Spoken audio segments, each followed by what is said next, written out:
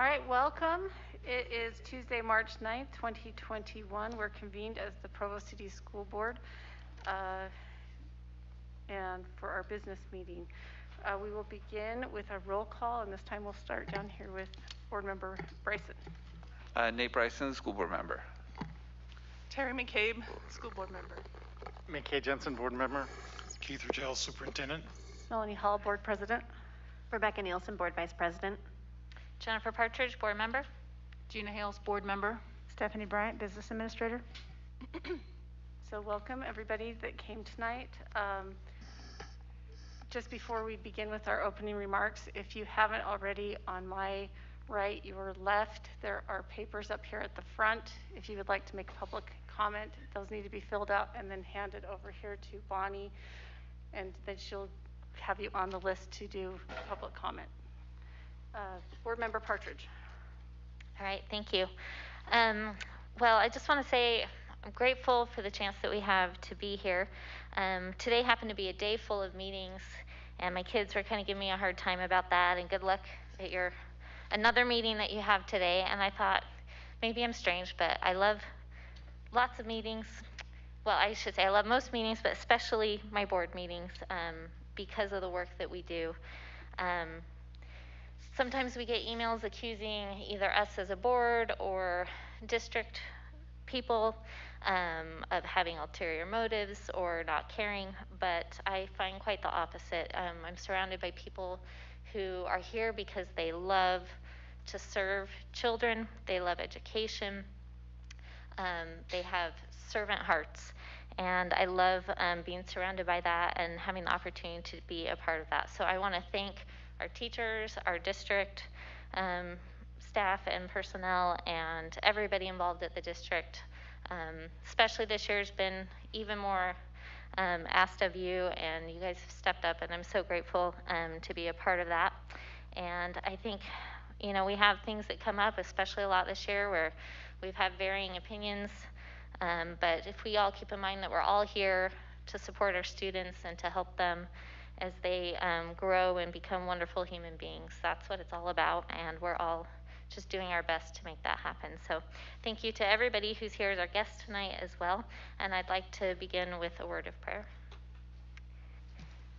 Our dear Heavenly Father, we're grateful that we can be here together tonight, and we ask that Thy Spirit will be with us to help us as we make decisions on behalf of our district, that we may be led and do the things that will best benefit our students and our teachers and everybody involved. We're grateful that strides are being made with our COVID numbers and being able to get back to a sense of normalcy in the relative future. And we thank Thee for all that we've been given and the opportunities that we have, and help us to do what we can to bless those around us. And we say this in the name of Jesus Christ. Amen. All right, next, Anne-Marie Harrison, our Assistant Superintendent of Teaching and Learning, will lead us in the Pledge of Allegiance. Please rise and join me in saying the pledge. I pledge allegiance to the flag of the United States of America and to the republic for which it stands, one nation, under God, indivisible, with liberty and justice for all.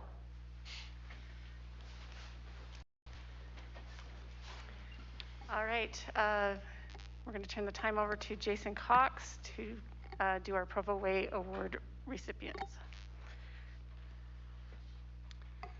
Good evening. Thank you so much for this opportunity. We have some wonderful people to recognize tonight.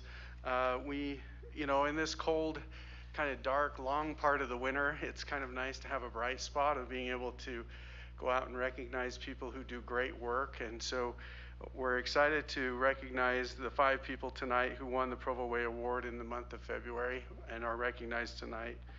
So we have Melinda Drashel, and we'd ask those of you who are here to please stand. We're going to give you an applause at the end of reading your names, and then after that we're going to watch our video. So we have Melinda Drashel, Rachel Uppenkamp, Ramona Johnson, Cami Alvarez, and Michelle Zalea. So again, let's give them a round.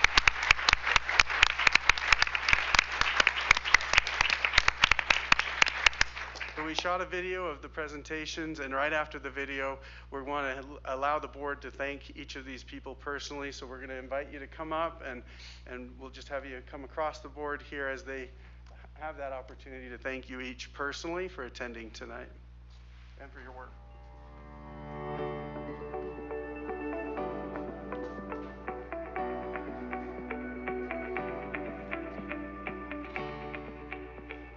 Good morning and welcome to Dixon Middle School. We're a few members of the Celebrations Committee here to recognize Melinda Drashel for some of the great things she's done here for the school at Dixon during the pandemic. On behalf of the school board, we want to thank you. We hear that you really stepped up this year and you subbed forever. And it made a big difference at Dixon Middle School. And we want to say thank you because we know this has been a tough year. So thank you. Chocolate, my favorite. Yes. It'll get you through anything. That's true. So this will get you through the last quarter, the last semester. Yes. Hopefully this will get you through, but thank you. Thank you so much. It's been a tough school year. Yeah. So thank you for hanging in there with us. Melinda is a former Dixon teacher, and so when Lucy reached out to her to come and fill in for a little bit for her, she jumped right in, and not only did she jump in, but she quickly learned Canvas and all of those things that entailed with teaching kids from home and in person at school. And she just provided amazing experiences for our students. I personally witnessed one that made a life-changing impact on a student, and she actually got to see that student this morning. So, I know, that was a miracle. Anyway, we are super grateful that she was able to be here with us this year. It was really beneficial for me to completely disconnect from work and not to worry. And I knew the kids had a better semester because of her. Had I stayed, it would have been bad for them, for my health, and she went beyond what she was supposed to do.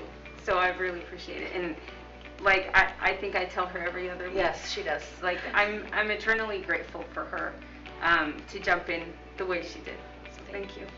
I loved it.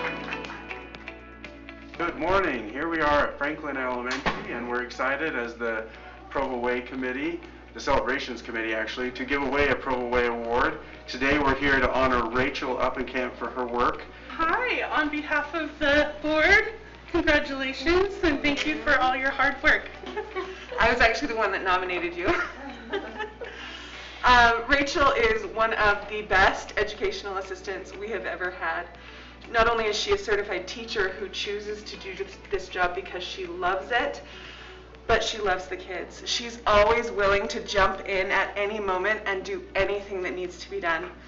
If we don't have a substitute, she's always the one that gets called to run the class because she is that good. The kids all love her. She's so knowledgeable and just so dedicated. All of the vinyl quotes that we have on our walls were created by her and put up mostly by her. And her dedication to Franklin is just outstanding. That is why I nominated Rachel for the Provo Way Award. I think she really deserves it. I love you. Mrs. Uppenkamp is very helpful and helps other students when need. She is super nice, and you would love her so much. She is like the best substitute I've ever had.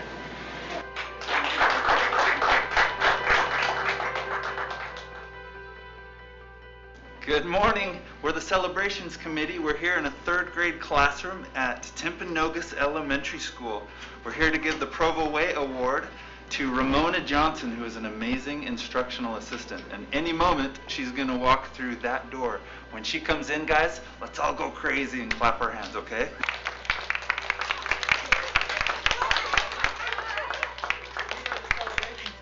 And we're here to give you the Provo Way Award. Oh my goodness, I thought I was coming in here for an emergency. I was like, oh my goodness. I'm going to turn the time over to Gina from the school board. Well, thank you. Well, on behalf of the Provo School Board, we want to thank you for your dedicated service. I hear you've been a teacher here, and now you're an instructional assistant. And I've heard about how selfless you are and how much you just want to help everybody.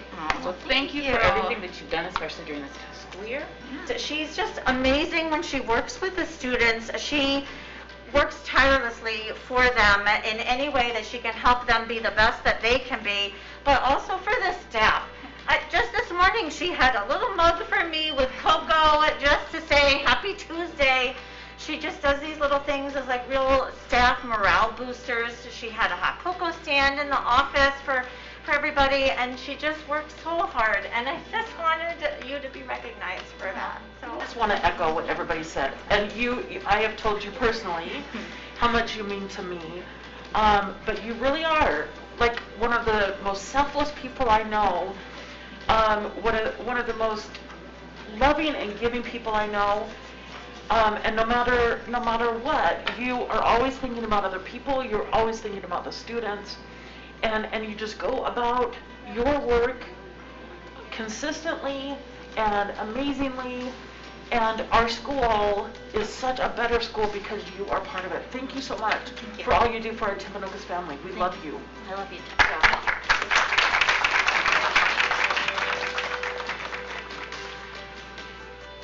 Good morning and welcome to Provost Elementary School. We're the Celebrations Committee and we're here to recognize Principal Cami Alvarez with the Provo Way Award.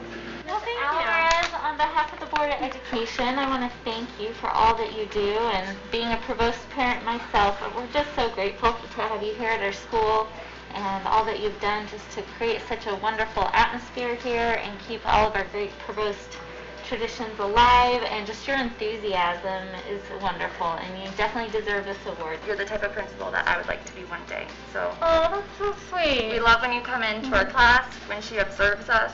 She helps the students. She's very hands-on. The students love her, so we've really enjoyed having you this year. Well, thank you. I'm the lucky one to have such great people to work with and such great students. So thank you. And thank you. Yeah.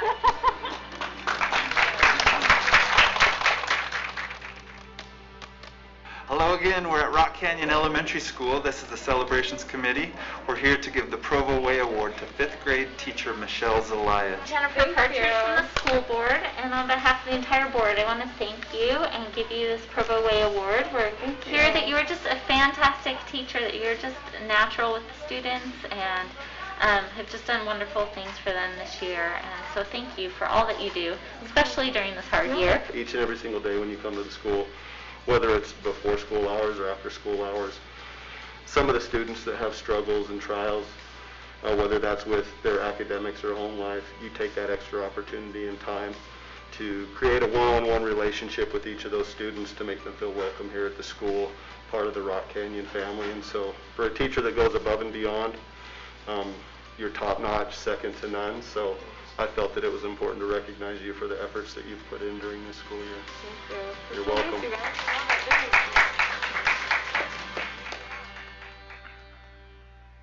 Let's give them another round of applause.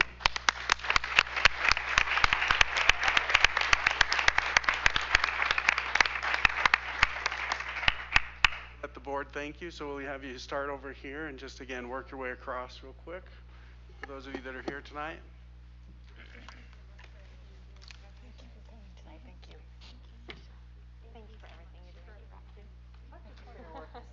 Good job.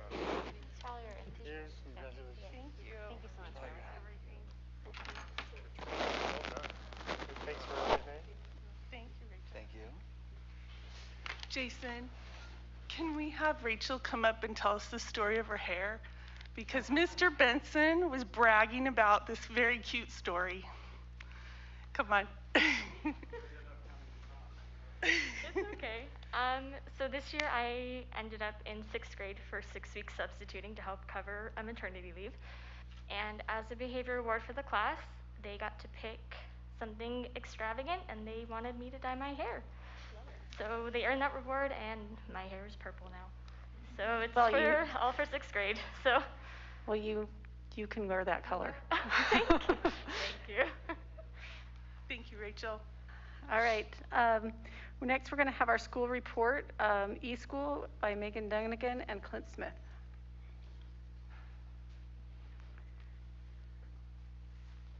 Hello, can I take this off? Okay.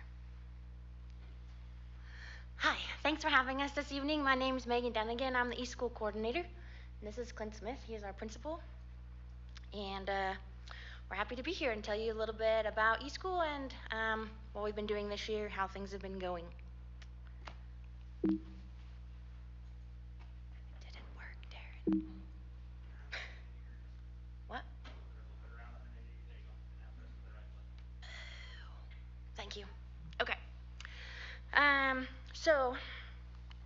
first of all, I'll just tell you a little bit about where we've been. eSchool started in 2009 for homebound students, just in Provo School District. In 2011, it was extended to any student in Utah in grade K through 12. In 2012 and 2013, we added partnerships, one with MyTech High and one with Harmony Education. These are third-party providers that had their own programs and own focuses that they had for their students in addition to the normal education classes, and we worked with them for several years up until just this past May. And we also used to have a full-time school for all grades K through 12, and in 2017 we discontinued having full-time high school students, and they just matriculated out. So the last graduation rate we had was in 2020. Now students in high school still take online classes, but they stay a member of their high school.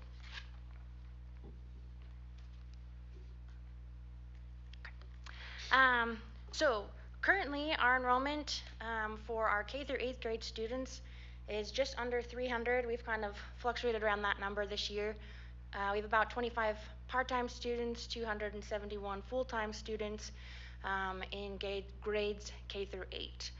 You can see the breakdown on our little chart there. Our population of students this year has looked different than in the past because of the pandemic. Typically, students who come to eSchool came from families who maybe liked homeschool or the idea of homeschool but wanted some extra direction or to be part of a district, so they would come to eSchool, or students who were in some kind of like extracurricular that they were very serious about, a sport or an art, where they weren't attending a physical school all the time because this gave them flexibility. This year, most of our students are maybe more traditional in that they used to attend their local elementary or middle school, but because of either personal or family health reasons came online, or some just for just they felt more comfortable staying at home. And so it just shifted the type of student and family that we had in eSchool. As far as our high school program goes, we call it Provo Online. We had this number, is just from currently. So we have 747 individual high school students enrolled in about 1,900 courses, a little down from last semester, which I'll share in just a moment.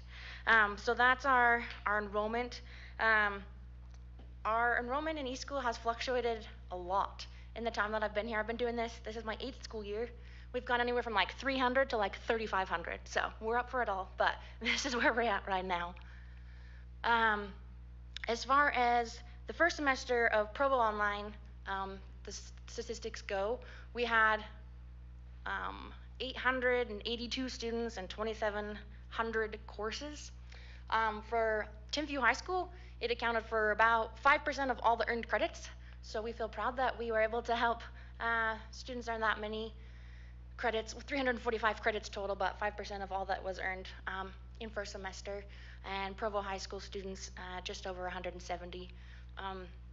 We offer about 65 different online courses at the high school level, and so this represents all the core classes, electives, and the required electives that one needs for graduation.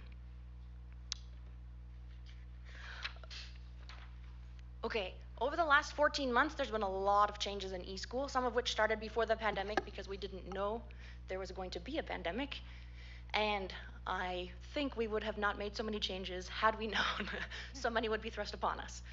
Nevertheless, the district decided to end the contracts that we had with our third-party providers. And so at the end of the school year, last May, we concluded those partnerships. That allowed our district to have more control over exactly what happened, exactly the curriculum that these students were getting because they were part of Provo School District, and just gave a little bit more centralization and kind of less risk for having students from everywhere and in different programs. Another thing that changed was we'd been using Edgenuity and BYU Independent Study curriculum, and in January did an RFP, and district committee decided to switch to BYU Independent Study curriculum exclusively, but run by Provo School District teachers. and that's called the High School Suite Program or Provo Online. So we switched curriculum, we hired 32 teachers. Well, I shouldn't say we hired. We got 32 teachers from within the district already that we pay stipends to help us out. So they're already hired by the district, and now they help us as well. Another thing that changed was that special education, which used to be, we used to have our own special education team of our own e-school special education teachers, went back to the district level, and now whichever school the student lives in the boundaries of, there's a case manager and special ed teacher from that school that provides the services to that student online. So all of those things were changed early in 2020, before the pandemic, and then there were several things that changed as a result of the pandemic and just adjustments that the district was making in general. One of those things is that in addition to the high school, students in middle school were also staying at their home school, meaning in Power School and in the records and under the counselors, they were under Centennial or Dixon instead of coming to e-school. So we still again offer classes, but they were stayed under their school for support and record keeping. Also, in the past, the district has said that high school students can just take a part-time of a schedule online, like up to 4 classes, and then the rest they took at their school. But this year with the pandemic, there's lots of different reasons students needed to be all online, and so that restriction was waived, and any student in the Provo School District could take all their classes online if that was a better fit for them and their family. Because of everything that's been going on, we got an increase in the K through 8 enrollment, like I mentioned earlier. Last year we had about 50, this year we have about 300, so there's a big jump in there. And because of that, we also needed more teachers, and some teachers also couldn't be in classrooms because of personal health and safety reasons, and so those teachers were reassigned to us, and we got five K through 8 teachers to join the one that we had left. So we have 6 strong teachers in the K through 8 side of things. And then the last change that I wanted to point out is that because of the transitions between phases and home study options being present and then not being there, we've had a lot of students transition in and out of e-school this year over the course of the school year, depending on their school, depending on their individual circumstances, and we've been able to support them. We've been able to help out the DLI students with online language programs when they couldn't go to their school building. We have all the normal core classes and remediation classes and electives for all the younger students as well. So because of the flexible nature of what we're able to offer and who we're able to support, we've been able to help a lot of students out this year, even in all its craziness. So going forward, just wanted to point out a few things that we're doing or looking to perhaps do. One is that we're now offering an option for high school students to test out of credit recovery courses. In the past, if a student failed a course, they had 2 options. They could either retake the class completely and replace a grade, or they could take a credit recovery class and get a pass-fail that would give them the credit they were missing. Now there's a third option, which is they can take a credit recovery test, and if they pass the test, they get the pass, and they don't have to take the whole class. So that should help high schoolers. We've had this ability for like a month. No one's taken me up on it yet, but I'm pretty sure come 4th quarter we'll be busy with this one, helping students get caught up last minute for the end of the school year or graduation. So we're excited to have this option that will help students get credit faster if they can show mastery of topics. The other thing we're working on right now is with the teaching and learning department. We're paring down the online courses to the essentials that the state gave during the pandemic, and we're using those.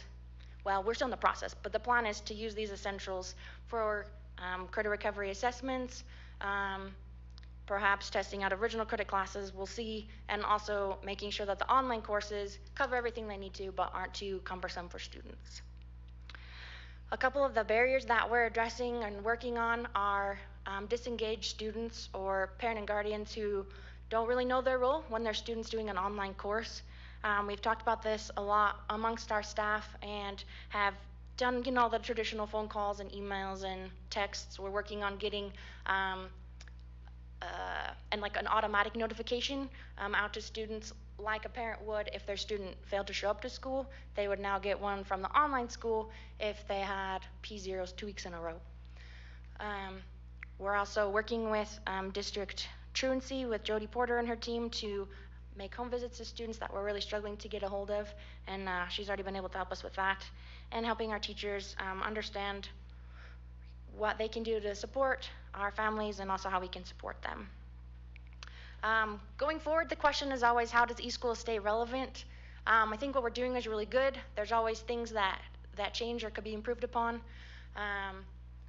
You know, which grades we help, whether we stay in district or go out of our district, whether we do third parties or not, whether we provide different types of curriculum, stick with what we have. I mean, I'm not trying to like open a can of worms here, really not, I promise. I've had enough changes. But I think just understanding the possibilities and figuring out what the district wants to do and then figuring out how we can make that happen. One of the other ideas is perhaps to join a best practices group or an online consortium of schools that exists in our state. So these are kind of things that we're looking at and thinking about doing as we go forward. So that's our school. We appreciate this opportunity, and if you have any questions, we'll be happy to try to answer them. Go ahead, McKay. So I'm curious about the assessments for when we're testing out.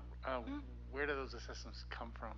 Yeah, good question. They come from the final exam of the high school suite classes that we got from BYU Independent Study, and they're based on the standards, and we pick like how many questions from each standard we want to be covered in that assessment. So they're not the ones that were written by the state, is that right?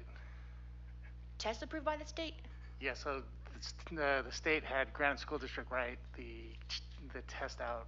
What was going to be required to test out? This is different. Okay. This is just for a credit recovery, not a test out of original credit. We haven't approached that topic yet. All right. Okay. So how many so we're back with the 300 in the K in our elementary program. Mm-hmm. Do we have some indication that we're going to retain some of that bump from the pandemic? Yeah, great question. So we're putting together a letter that we'll send out to families right after spring break so that we can find out how many we think are coming back. We're already working with the middle schools to figure out how many 6th graders are going into the middle schools versus staying online. But for the K through 5 population, we'll find out in April. Okay. So, are you thinking of becoming a state online education provider, or in this being relevant, or are we going to stay sort of within our district still? That's higher than my pay grade. Okay. In terms of a question. That's the question of the day right now. Well, we're happy to support whatever the district decides that route. I don't know. Great. Go ahead, Jennifer. So my question is just about the support for the students. So generally, can you give us an idea of like how they interact with the teachers and what that looks like? And then specifically, I'm curious how it works when they're owned by the boundary school, but they're an online student. How do you balance who's working with them and making sure they don't fall through the cracks and getting the support they need? Sure. Yeah, that's fine.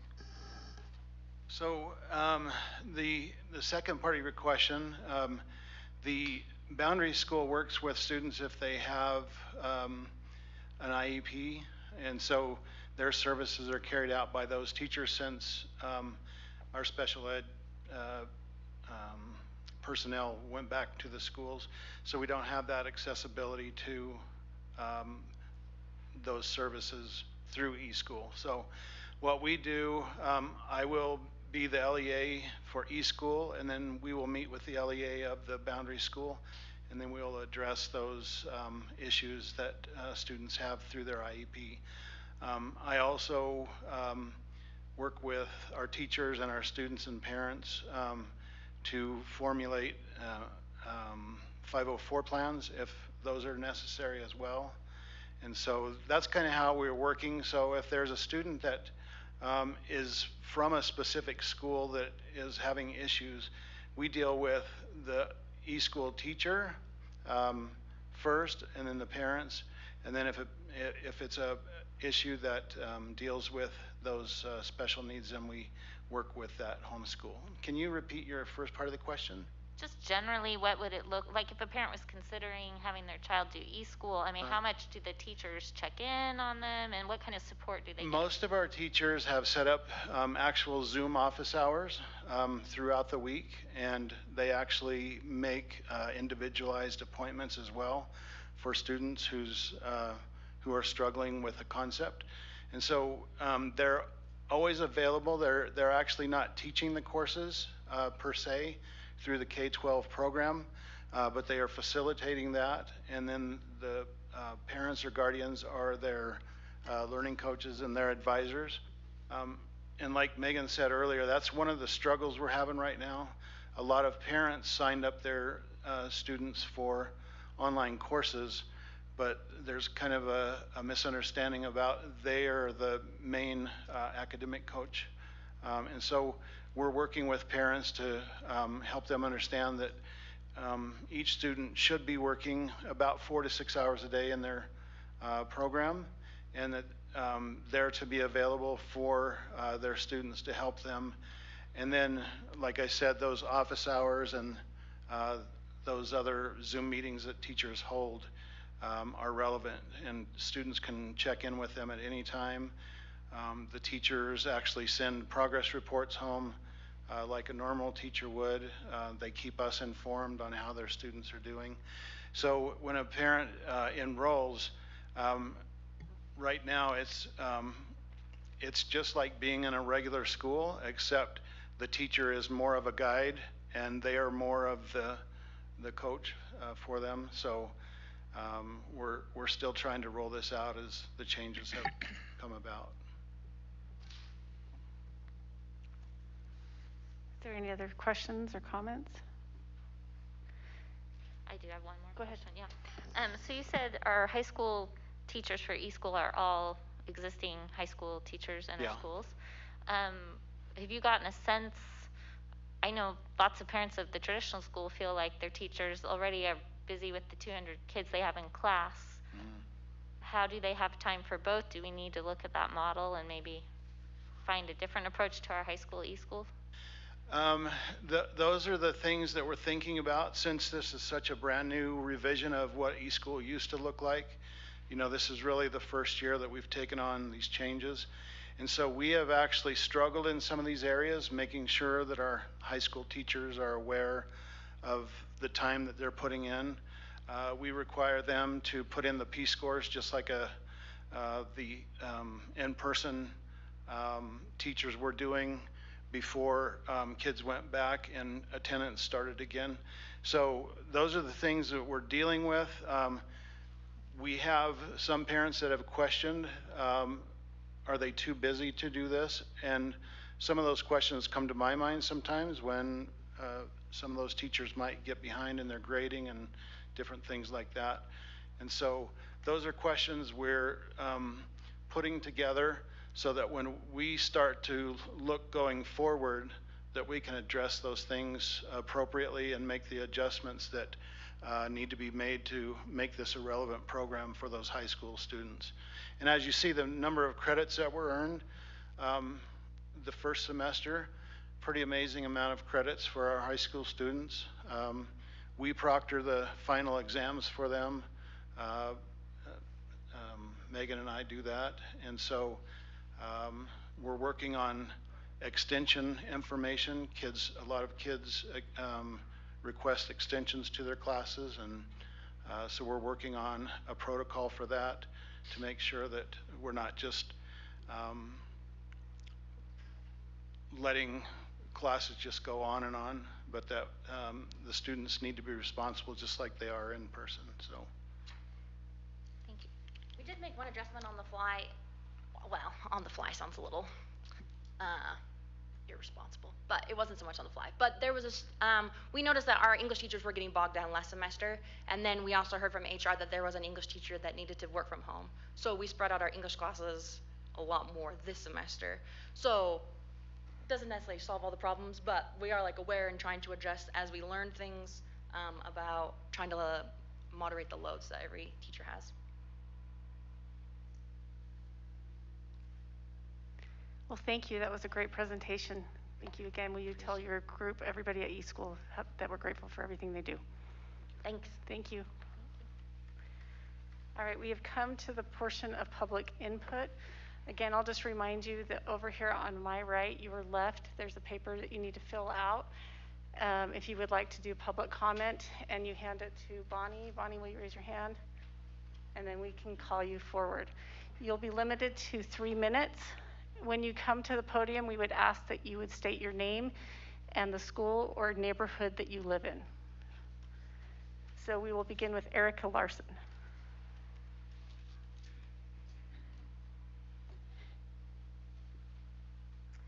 Good evening. My name is Erica Larson. I am an English teacher at Provo High School, and I also live in the neighborhood around Amelia Earhart Elementary. I work primarily with our English language learners at Provo High School, and I'm here to add my voice to those pleading with you to not move to Phase 3. I'm grateful that you've sought out the opinion of the community in the survey, and I know you have a difficult task, especially hearing your discussion from earlier and recognizing the link between transportation of our elementary and secondary classes or grades. And I also appreciate listening to and validating many of the concerns of teachers and students that have been voiced. While I know that it's easy to brush off some of the survey responses as the desire of teenagers or teachers who supposedly may want more time outside of school, I personally see no evidence that that's the case. And even with an adjusted schedule, I'm currently working beyond my contract hours to keep up with the demand of this school year.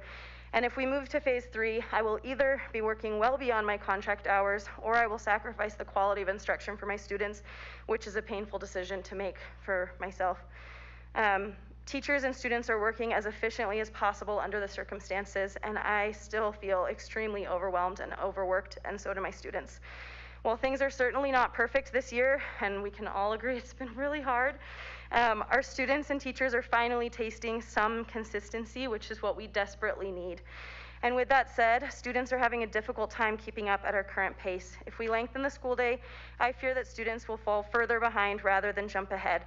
My students work with instructional aides both during and outside of class to keep up with their studies, and more seat time does not equal more meaningful learning time. If anything, existing concerns will only intensify with very little compensatory benefits. I know that quality summer school plans are being made to help fill gaps, and I also know that good teachers seek to meet the needs of students wherever they are, which will continue to be the case as we collectively try to recover from the academic outcomes of the pandemic over the next several years. Many of the root causes of student and teacher distress can be traced back to the pandemic, and these are causes that cannot change with the addition of more hours to the school day. We can't fill gaps created by a global pandemic by requiring more seat time in the 9 remaining weeks of school. However, given the circumstances, we can almost certainly reduce teacher clarity and quality of instruction if teachers have fewer hours to plan, especially with the time-consuming process of making coursework available online. Many of my students have obligations at home, worries about elderly caretakers in multi-generational homes or part-time jobs, and they are prioritizing their education, but they are exhausted, and my mental health and that of my students is suffering this year. Thank you for your thoughtful consideration and service. I know we're all doing our best and trying to make the best decision that we can, so I appreciate your consideration. Thanks. Thank you. Next, we have Jessica Thayer. Thank you. I'm Jessica Tyer. I'm an English teacher at Provo High School. As a Provo High secondary teacher who works predominantly with at-risk students, including ELL, special ed, LGBTQ+, and low-income students, I wanted to come tonight to voice also my concerns about moving to Phase 3. And after viewing the results of the district surveys that you published today, I can now see that my voice will represent many student and employee voices as well. My first major hesitation with the change is that our students and teachers desperately need consistency. Other districts have decided to keep the same secondary schedule for the remainder of the school year. This allows teachers, students, and parents to depend on that schedule, and this level of foundational consistency is directly linked to all of our mental health.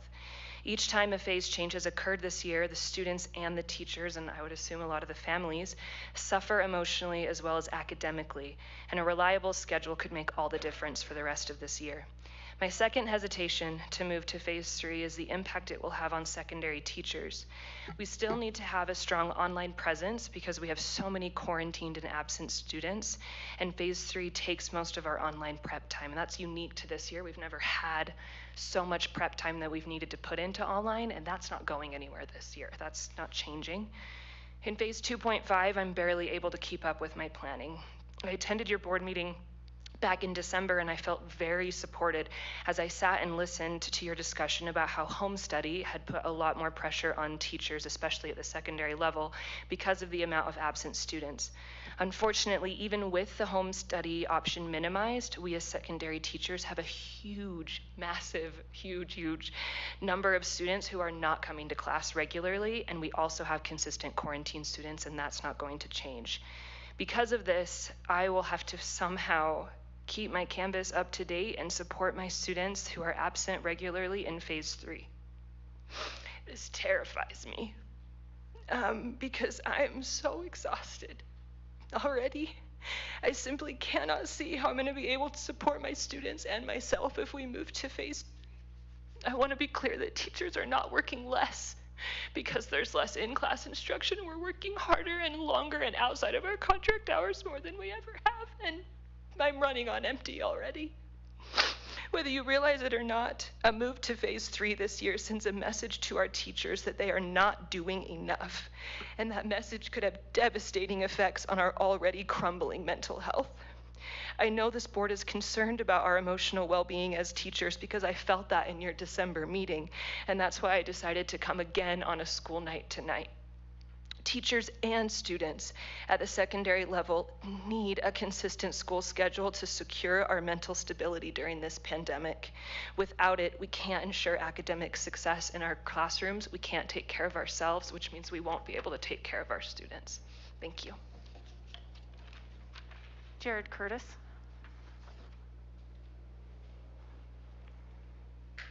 Hello, Jared Curtis, Timpanogos neighborhood. I have 2 girls. Hi, Miss Rebecca. So I came to talk about the phase 3 and about Big Springs. If it was my kids, I would just say go to phase 3. They're in elementary, but I think, and I've gone to the district a couple times, and just the logistics of it, I don't think is worth it. It's just too hard. I read a bunch of the surveys too, responses, and I don't think it would be worth it, even though I would vote for my kids to go. I've been wanting my kids to go since last April when we started getting real data about asymptomatic spread and about children really not being at risk. And I think there's a huge amount of unnecessary or unhealthy amounts of fear. I don't think you guys have bad intentions. I just think that there's, in general and for the board, there's an unhealthy amount of fear, and that's the main thing. Is with Big Springs is why I really came. I didn't think there was going to be a decision to not even make a decision of listening about Big Springs. I went to Camp Big Springs in 5th grade, and it was probably the one single event that helped me have less anxiety about going into middle school. My daughter, about 2 weeks ago, was crying at night, and I said, "What's wrong?" "Oh, we're not going to have 5th grade camp. I'm going to miss it."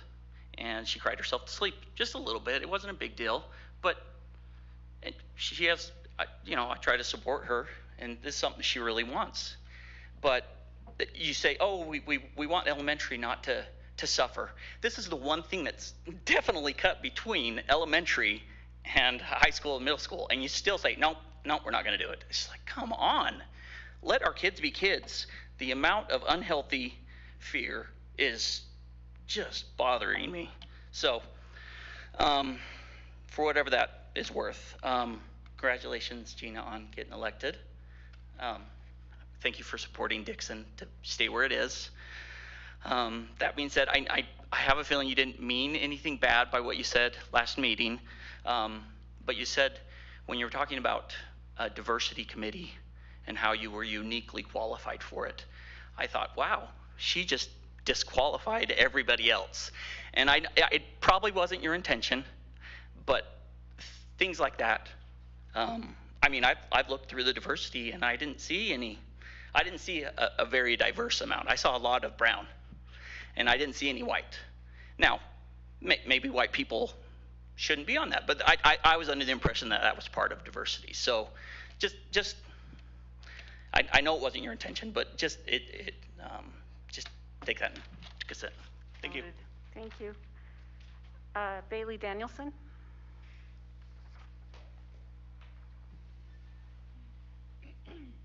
Hello, my name is Bailey Danielson. I work in the Franklin neighborhood, and I wanted to stand before you today. I have already sent you my email alerting you to let you know that as an organization, PEA has taken a vote of taking a position of opposition on Phase 3.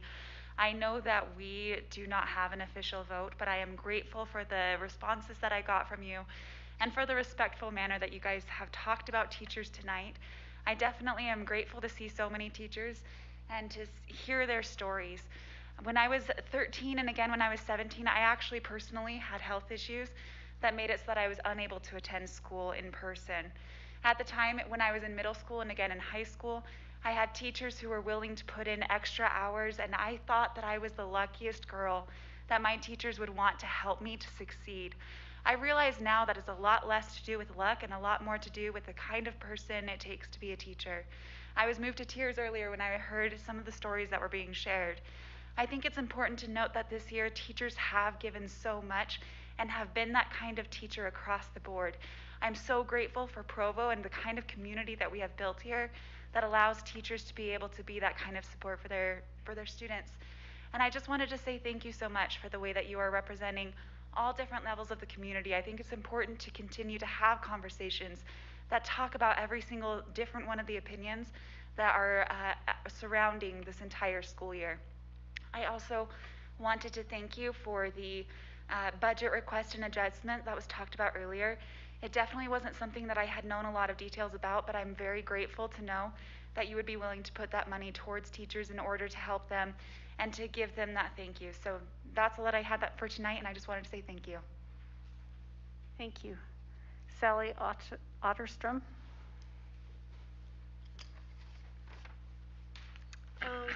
Hello, my name is Sally Otterstrom, and I'm a student at Provo High, and I live kind of by Sunset View.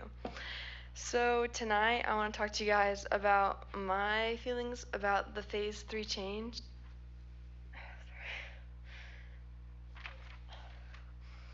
Oh my God, sorry. This year has been a really big struggle for me. Just with trying. Oh my gosh, it's so embarrassing. Sorry. You can do it. Just trying to balance schoolwork and ACT and like 50 different sports and student gov and everything, and I know that education is way more important than jobs and extracurriculars, and I understand that, but moving to Phase 3 will cause me to have to quit my coaching job at Dixon.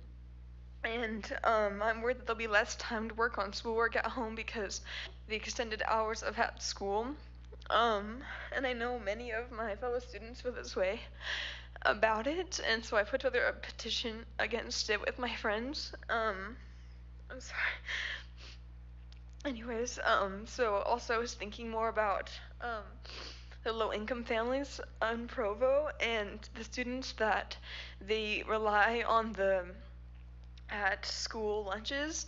They're gonna be like, they have to be exposed because you're taking off your mask to eat, and it will directly impact those low income families because they have no way to like go home and eat because that's their only way they're getting it, and they have to ride the buses home, and just so I think that's another big reason I feel like we should definitely consider not having the lunches and everyone could go home after school or get the school lunch without having to be exposed. And sorry, I'm trying to gather my thoughts. And just more about like what the teachers are putting in. I really love what they were saying just about how much work they're putting in. I can definitely see that, and I'm just worried that with extra school time and still having about the same amount of online work, we're just going to be even more drowning in things we have to do. But that's basically all I have. So thank you guys for listening. And yes. Thank you. Michelle Wages? She just stepped out. All right, we'll come back to her. Allison Bartholomew? Hi, I'm Allison. I also go to Provo High, and I also want to echo Sally's sentiments, and a lot of the teachers were talking about this too, that moving to phase 3 is just overwhelming us. It's just been more work than ever and more schooling work than ever, and it's just been really hard to balance everything. And moving to phase 3 with all the assignments that teachers have already put on us will just not work. Another reason that I kind of really don't want to move to phase 3, and I know a lot of my fellow students appreciate this as well, is that the scheduling changes have been absolutely insane. I had 2 different friends who were both fired from their jobs because they were not able to appear on time to shifts because we kept moving from phase to phase. And it's really important that we have that stability and we know what time we're going to school every day. And I know the system wasn't perfect before, and I don't think it's perfect now, but I think it's important to recognize that like desperate times calls for desperate measures, and that this phase is working where it is for almost all students right now. When me and Sally were kind of spreading the petition around, we just got overwhelming support from students. I only really know of one student that doesn't want us to stay in phase 2.5. I also feel like we're getting through all the information we're already supposed to be getting through in class. It's just being more condensed and more efficient in the way that it's being taught. And also, I think it's kind of sending a message that all is fine and well. And while I know that our COVID numbers are decreasing, we're still getting a lot of COVID numbers. And my dad has been struggling with cancer this year, and we're just trying as hard as we can not to get exposed. And it's just been really rough, and I think that it's already been so many students who don't wear masks and don't think that this is a big issue, and sending us back to phase 3 is kind of sending the message that all is fine and well, it's okay, you know, you don't have to wear a mask, be safe at all. And I don't know if that was your intention, but that's kind of the vibe I was getting for it. And also the CDC has been warning a lot about more different waves coming through, especially as we're relaxing all our guidelines and things. And I think it's also really important to recognize that nobody wears a mask while they eat. It's like impossible. And so as a lot of low-income families and some people I know have been getting lunches, they've been trying as hard as they can to like get a lunch and leave. But they can't do that if we move back to phase 3. They're going to have to eat there with everybody not wearing a mask. And I just think it's important to recognize all of those things, and I appreciate you guys' time. I know this is like really crazy right now, so I appreciate that you guys are considering and listening to us. Thank you. Thank you. Michelle Wages?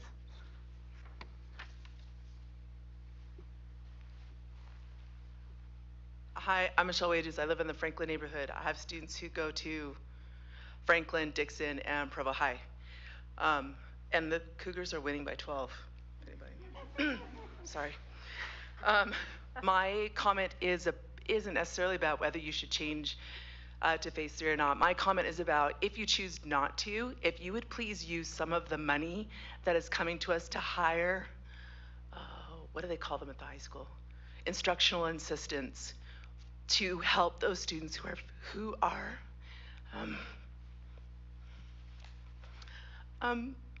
in that gap that you have already discussed. I know if you can put more people in the classroom, that you will be able to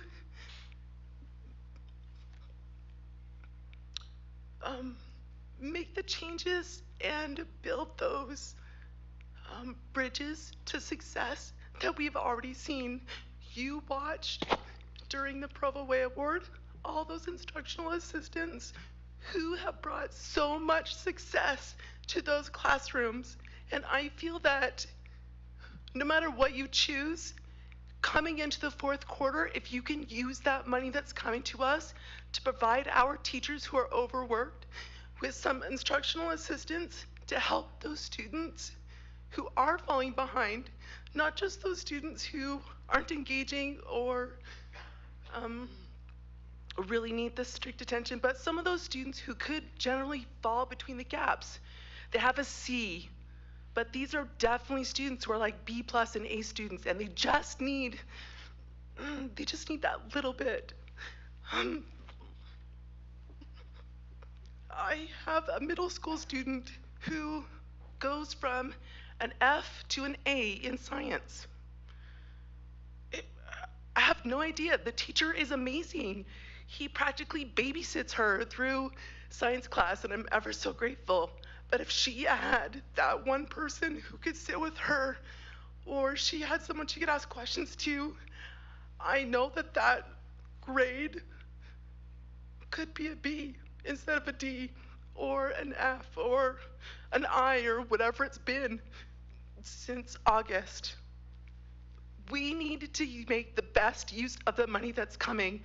No matter what choice you make, you now need to plan how you're going to best facilitate and give our students the highest quality education that we can provide for them. So this decision you're making now isn't just about to stay or to go. It's about what are you going to do to make our students the most successful possible. Thank you. Thank you. Holly Williams.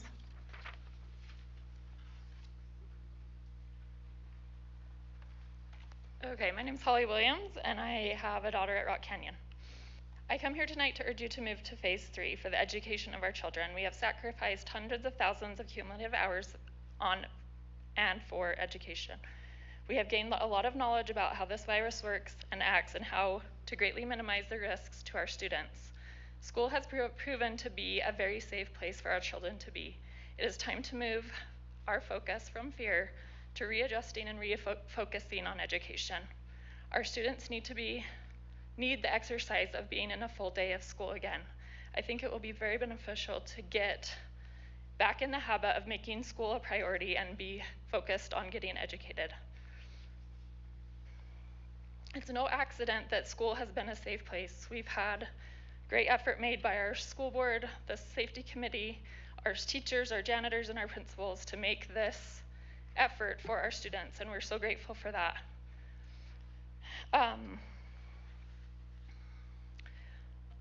I'm just wanting to urge you to think about the benefit of having a full day for our kindergartners through our high school students.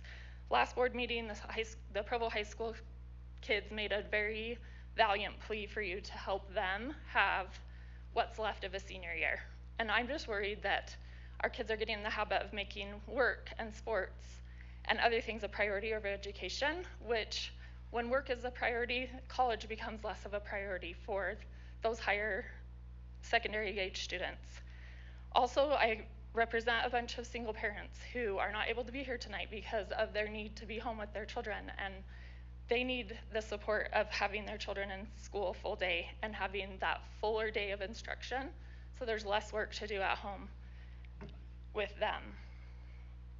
And if our teachers need more assistance, could we offer them more TAs or in-class instructional people that could help alleviate some of their work with addressing the quarantined and the at-home students.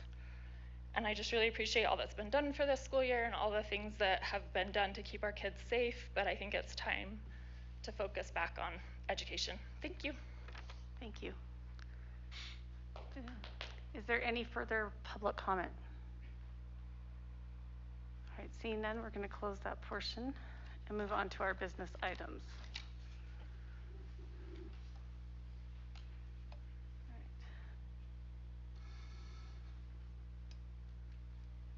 Give me just a second. All right. Stephanie, would you give us a small summary about the 2021-2022 school fees? Yeah, let me get my sheet caught up. Okay, so school fees, by board rule, it has to be brought to the school board twice before it's approved. We have brought it to the board both this evening and back in February's board meeting. We're asking for the board to approve the 2021-22 school fees. That includes high school fees, a handful of middle school fees, and any district fees that are charged. Okay. Is there a motion? I move we approve the school fees scheduled as presented and discussed in both February and March study sessions. Motion made by Board Member Bryson. Is there a second? I'll second. Second by Board Member Jensen. Is there any further discussion on the motion? Go Just ahead. to be clear, there are high numbers on this. We are aware those are high. That means what can possibly be charged in not what we will pay. It's sort of the range. And so what is approved by the board is what says, well, what if we, make a tournament in so-and-so, or what if we get to do something? And so we have to put that highest possible thing that is not what we charge a student normally. It is not what you pay. It is not as what required. It's a functional thing of the law of the state. That if we're going to offer some of these opportunities, we have to put the price in that, regardless of fundraising or anything else. It's not what you pay. It's what we approve that we can spend on any given thing. So that's why it's listed that way. Any other further discussion? All right, all those in favor, you vote to indicate by aye. Aye. Aye. Any opposed? The motion passes unanimously. All right, next, budget requests and adjustments. Stephanie, would you talk to that a little bit? Sure. Any new budget approvals that exceed $50,000 need to be brought to the board. We have 3 tonight. 2 of them are in relation to the stipend that is being paid by the legislature to the teachers and support staff, as well as a district backfill for those people that were not covered by the state funding. And the third one, and a 1% in April for all employees. And the third one is to simply shift the Timpview High School expenditures to a different fund for accounting purposes. Thank you.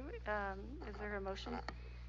I move we approve the budget request as discussed in the study session. Motion made by Board Member Jensen. Is there a second? I second. Second by Board Member Hales. Is there any further discussion on the motion? I just want to clarify for those who've been listening. So our teachers are getting a stipend in March. Much of it came from the state. We're filling in for those who didn't get it from the state. And then as a district, we are getting an additional stipend in April of 1%. Correct. Okay. Correct. The stipend in March is $1,500 for full-time teachers, $1,000 for support staff, and then it's also prorated based on FTE. So if you're a part-time employee, it'll be prorated based on your part-time hours.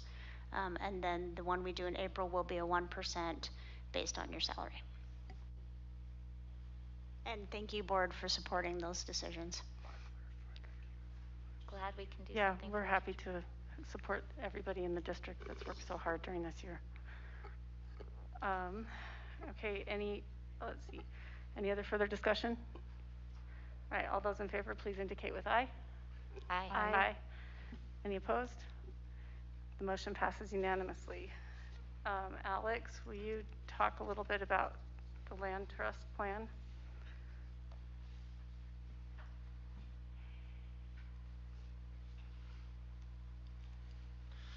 Good evening, Board. We have two schools that are requesting to amend their current plans in light of the pandemic that has not allowed them to be able to spend their funds down sufficiently. Westridge and East School are looking to have those plans approved tonight, as I presented to you earlier. Okay. Is there a motion? I move that we approve the land trust plan amendments discussed in study session. Motion made by Board Member Hales. Is there a second? Second. Second by Board Member Nielsen. Is there any further discussion on the motion? All right, seeing none. All those in favor indicate with aye. Aye. Aye. Any opposed? Seeing none, the motion passes unanimously.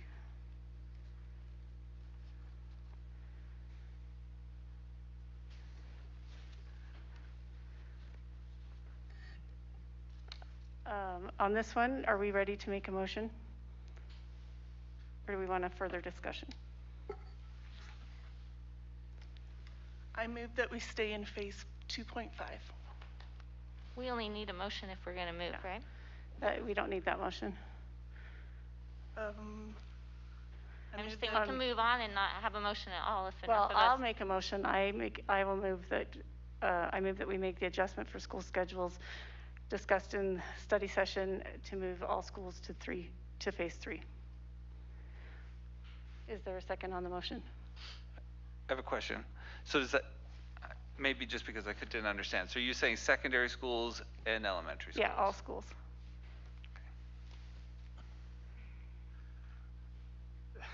Sure, I'll second it. Okay, is there any further discussion on the motion? Go ahead, Mickey.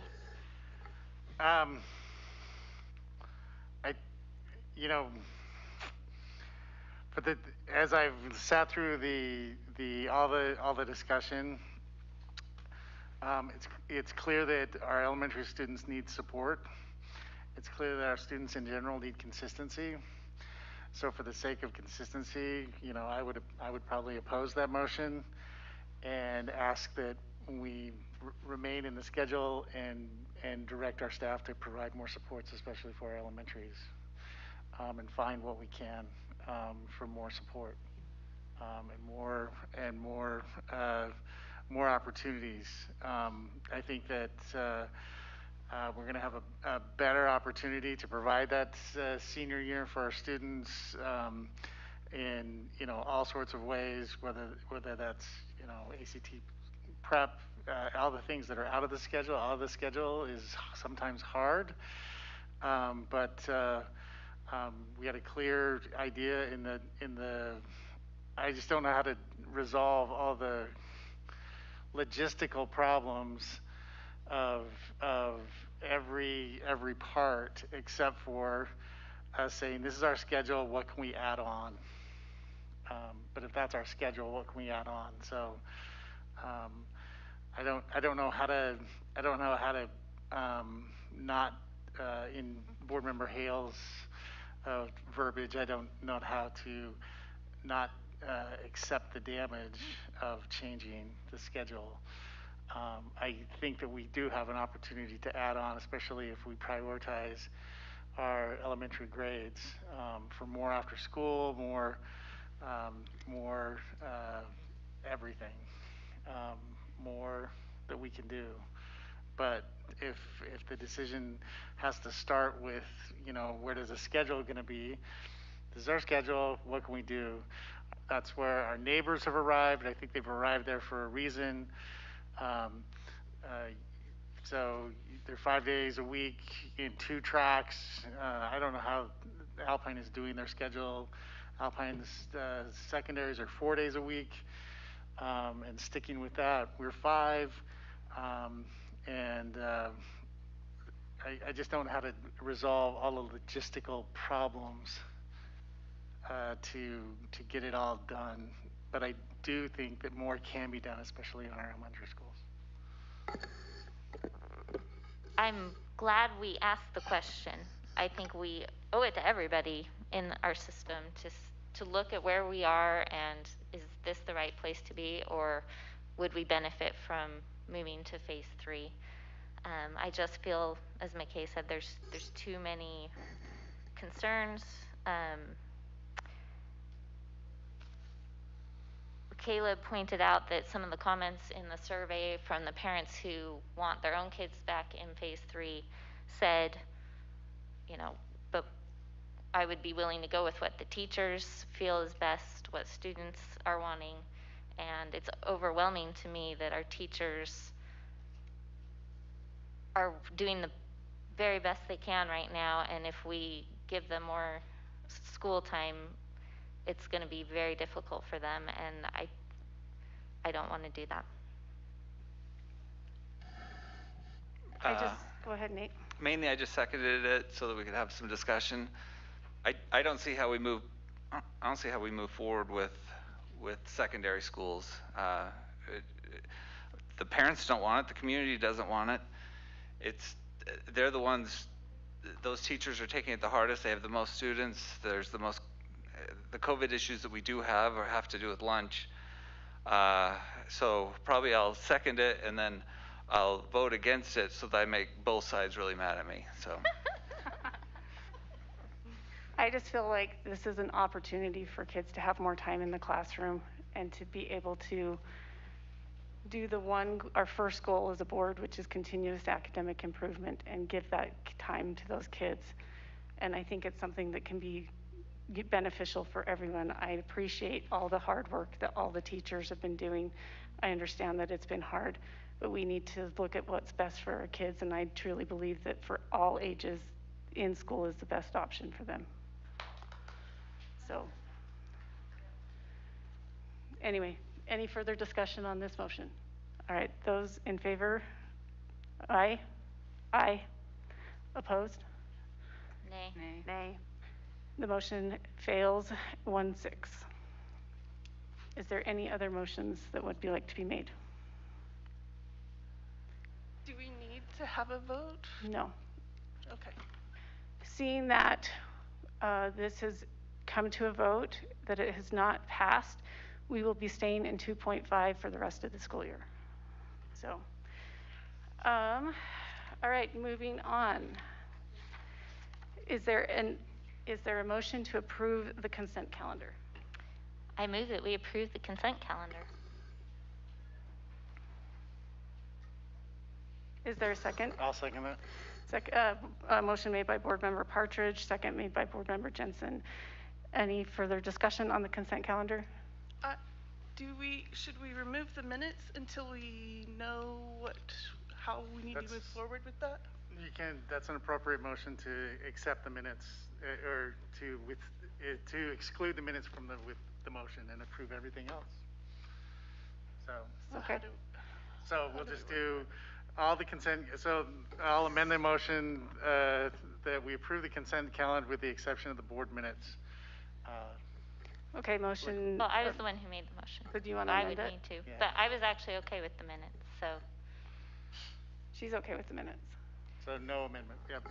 So that's good. Okay, we'll vote on it. All those in favor? Aye. Aye. Aye. Any opposed? Nay. The motion passes 6-1.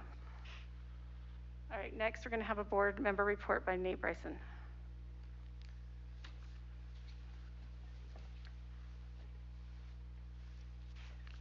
I get the clicker?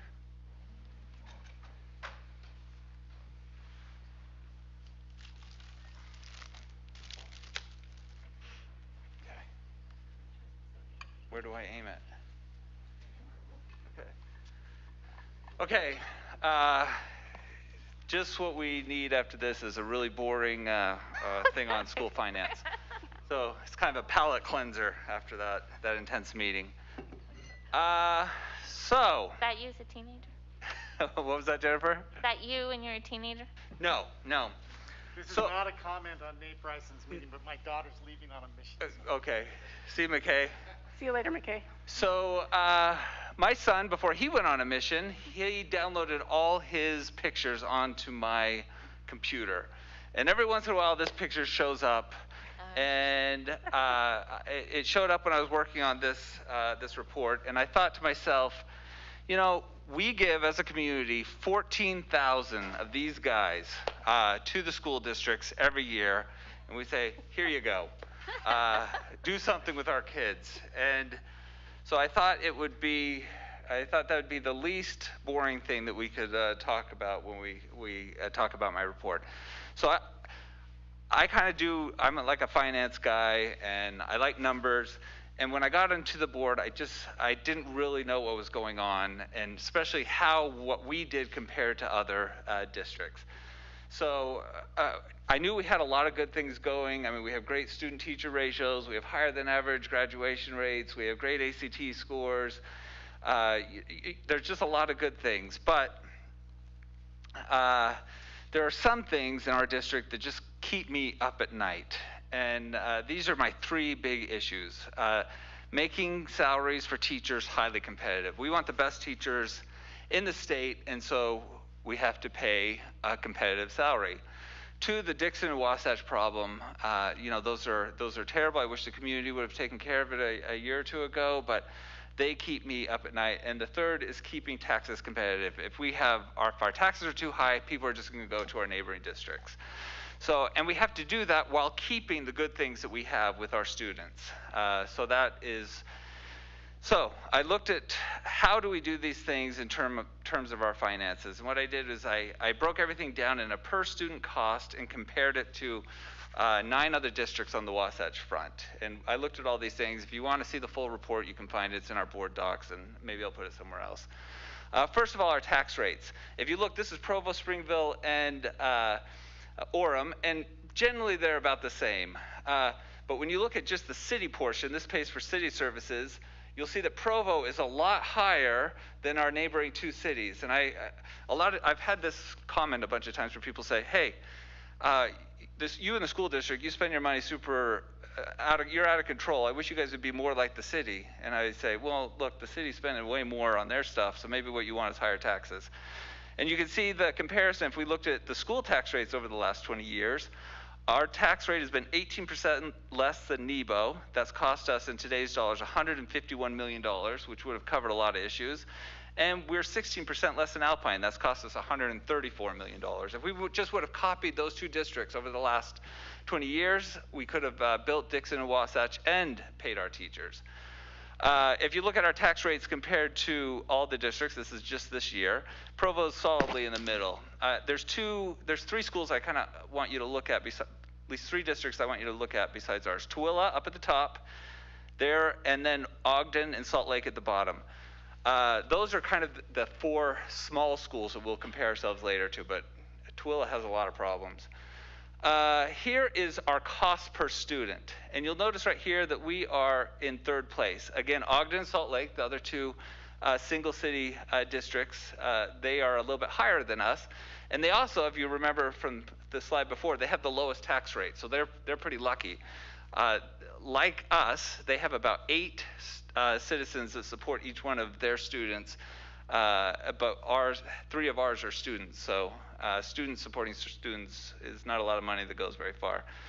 Okay, so our biggest expense, and this is about 56% of our money, is on teachers. So we spend per student the 2nd highest on the Wasatch Front. Salt Lake spends a little bit more, which all the teachers who are listening to this say, well, that's not true because we don't get paid anything. So you look at this, and we compare with Provo. We are about the 2nd lowest. Now, this is from the state. It was kind of a weird number, but consistently we're pretty on the low end side. Now, how do we pay the biggest portion of our group, but we pay our teachers the least? A lot of that, I think, has to do with student-teacher ratios. We have pretty great student-teacher ratios in our district, and that is a luxury, especially for our elementary schools. Now, this is the 2nd issue we'll talk about. I get this all the time. Why don't you just pay the administrators less and don't pay those guys and then pay the teachers more? And so it's like, I hate those guys. And I felt bad about writing this, but because we love our administrators. But sometimes the community doesn't see the value. And I always say, listen, the administrators in Provo, they're 1.8%. So you would have to get rid of a lot of administrators before you made any money. But then I looked at our district and compared it to other things, and I'm sure Steffi's going to hate this slide, where it shows that we are a lot more than average. So we are at 200 per student, and this was, if you're doing a comparison, this is a little bit alarming. So it made me look deeper into how schools are financed. And I want you to look at Salt Lake down there. They're at $49 per student. They spend about $1.1 million. And I wanted to look and see what they did. Now, Salt Lake says that they spent $1.1 million on administration. I found 8 employees that, as a school person, I would say, okay, these guys are in the administration. It's like the superintendent, the business administrator. But their salaries, just these 8 people, account for 1.6, salaries and benefits account for $1.6 million. And so what this told me was that accounting is like a weird thing. And here are all the different accounting categories that we use, that school districts use. And what you can do when you're accounting is you can move things, or some things you can move around. So you can say, well, the business administrator, they're kind of an administrator, but they also do business costs, so we can put their costs there. And this chart shows all of our, if every district was our size. So I took every district's per student costs and multiplied it by the number of our students. And so this told me, okay, we have some issues. And so I tried to look and see, how can I get rid of these weird accounting things where we can move costs all around and have a better analysis of how we spend our money. And I broke our accounting categories into 4 categories. The first was instruction, because, teacher salaries, that one's pretty consistent. The second is support. And so anything, if you were administration or school administration or teacher support, student support, I put them all into support. And then the third was necessary services, and that is things like transportation, nutrition, building maintenance. And the last is debt service, and that's what we spend on our buildings for the most part. And so then I said, okay, let's see how we compare with all the other districts. And instruction, again, we spend a lot more on teachers than the average. And on support, we spent $8.4 million more. And so I was like, okay, that's a little bit alarming. We're really good at spending on necessary functions and debt service. I mean, the debt service is because our schools are old. But I thought, okay, this 31's a little bit alarming. So I decided to look and see how we compared with other small districts. And our support costs came down because if you are a big district like Alpine, they spend, I think, like $266,000 on their superintendent, which, sorry, Keith, we don't spend that much on you. But that superintendent is over 6 times as many students. So on a per student basis, that's a lot cheaper. And that cost savings cascades all along the line. So I'm like, okay, there's an issue here, and it's called economies of scale. And here are our enrollments. And you can see, and I've grouped, you can see the 4 that I put down and I consider small, and then there's 2 mediums, Nebo and Canyons, and then the big schools. And I thought, okay, if economies of scale exist, then we should see it in the support costs.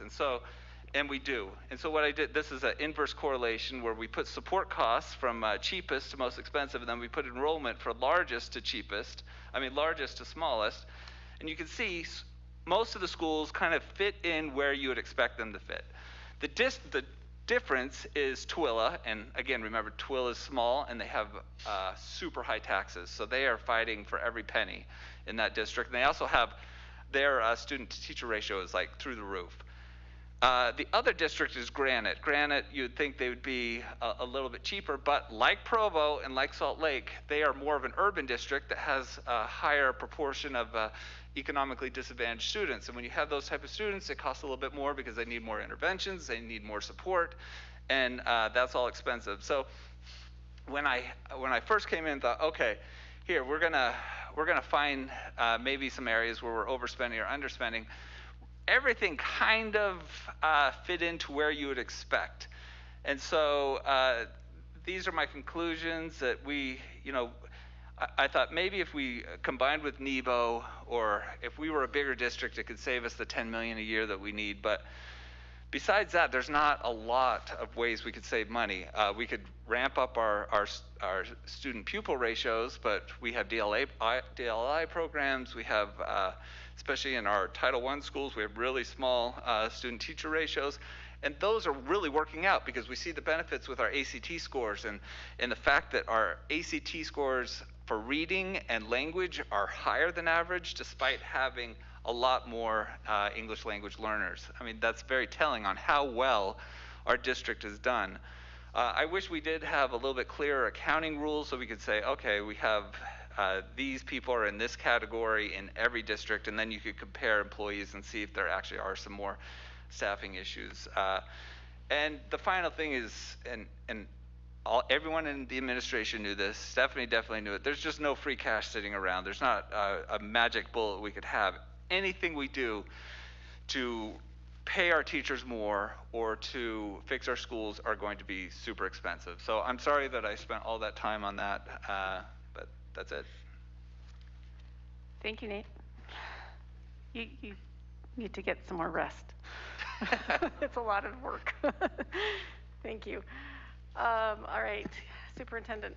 Okay, I have, as you know, this year we haven't been doing an awful lot of student travel. There was one request that came in for the month of March. It's Provo High School tennis. I approved that, again, conditionally based on making sure that things are good pandemic-wise. The hosting location, which is Southern Utah. And I've talked to the athletic director about keeping an eye on that. So that's underway. That was approved conditionally.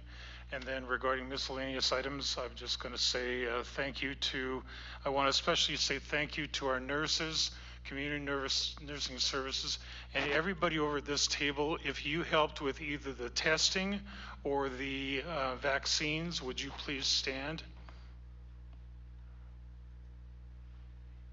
Thank you. Thank you. That happened for our community and our teachers. Thank you, and our staff. Thank you very much. That's my report. Thank you. Well, thank you. Well, we've come to the end of our meeting. Is there a motion to adjourn? So moved. All right. Thank you for coming. Thank you.